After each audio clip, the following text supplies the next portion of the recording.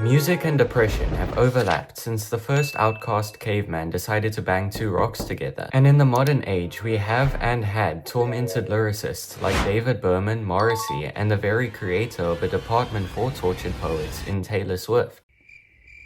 So I thought, what better way could I honor the mostly miserable weather than rank the saddest albums of all time? We'll be ranking these albums based on how emotional they are, with S tier sadness being I'm disabled and F tier being oh, my tits are on fire. So let's get straight into it. The first album we're going to be talking about today is one that I nearly dedicated the entire video to. It's The Haar by Black Foxy. I can't get out of my head.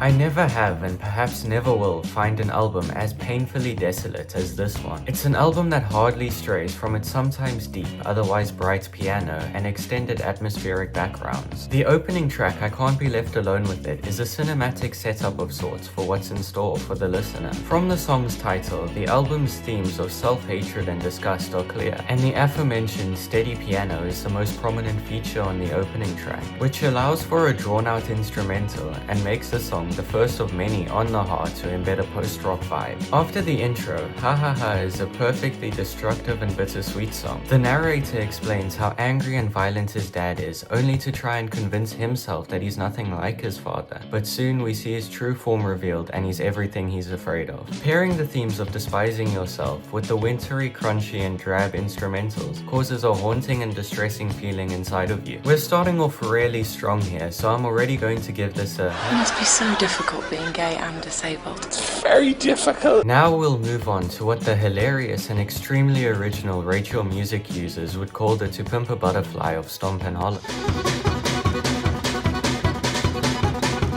The Midnight Organ Fight by Frightened Rabbit is the greatest emo folk album I've ever heard, and just because it's the only emo folk album I've ever heard doesn't mean it's not great. I think the first song, The Modern Leper, is the most contextually perfect opener of all time. The pure heartbroken passion breaks through Scott's voice and his soul is spread across the entire album and is phenomenally displayed here. And as always, I'm a sucker for lyrics switching between heartbroken and funny immediately, and we see that so often on The Midnight Organ Fight. Another wonderfully interesting part of this album is how they managed to squeeze post-punky instrumentation, especially in the bass lines. They are most noticeable on I Feel Better and Fast Blood with the repetitive guitars and distinct drumming. The Midnight Organ Fight as a whole is one you can cry your eyes out to while chanting anthemically the entire time. Can we please ignore the voice cracks? My allergies are really bad right now. I think this deserves a Good morning, that's a nice Tenettenba. Louder Than Bombs by The Smiths is a compilation of some of my favorite bands' best work ever.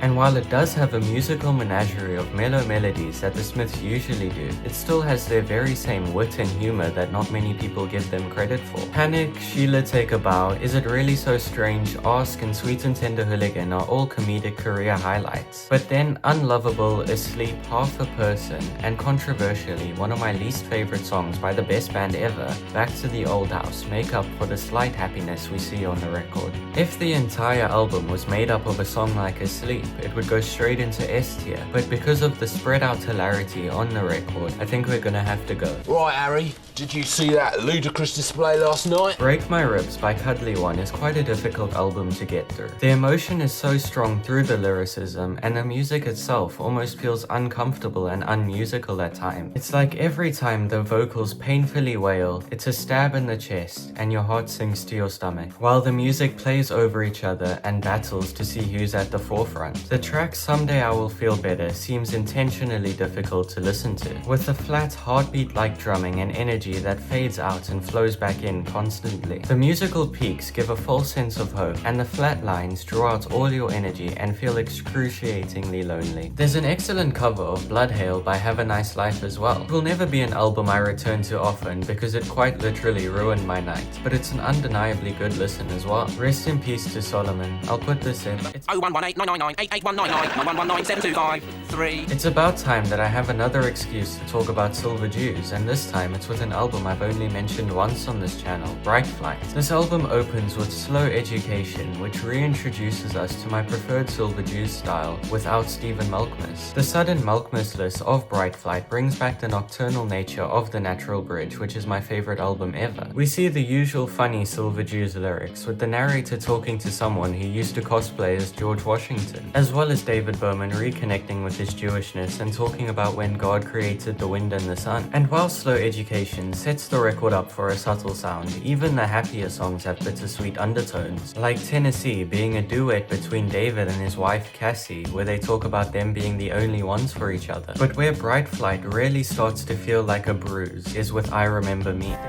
I remember her, and I remember him.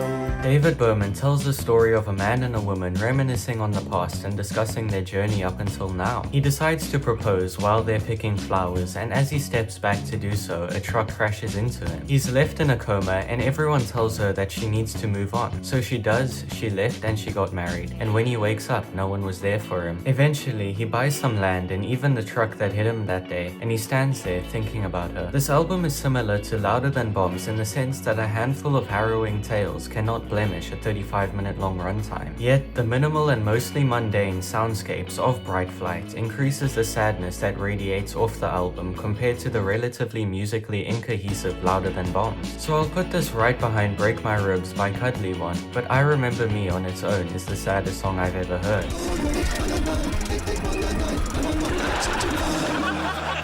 Same with Closing Time by Tom Waits. The sentimental and longing feelings of the album are often overlooked because of the recurring romanticism, but tracks like Martha are extremely sad. And any sadness you may have developed throughout the album will be immediately overruled by Ice Cream Man's irresistible grooviness.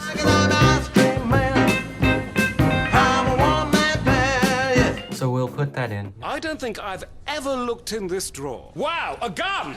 I wonder if it's loaded. Now let's discuss a record that the artist herself considered a fireplace album. And as you listen, her reasoning becomes clear when it comes to I Haven't Got Anything Better to Do by Astrud Gilberto. It's an unbelievable jazz pop masterpiece that overflows with melancholy. It makes use of symphonic instrumentation, soothing and stunning vocals, and superbly delicate soundscapes. Plus, I've never seen a more fitting album cover. It encapsulates every feeling of hurt that Astrud may have been experiencing when singing. What we have is 28 minutes of orchestral pop with bossa nova, samba, and lounge additives everywhere. It's a deceptively joyful album at times, and it's seemingly simplistic too, but the more you listen, the more it reveals. Although this is full of somberness, I can't lie and say it didn't make me happy with the lush and splendid innocence of the album.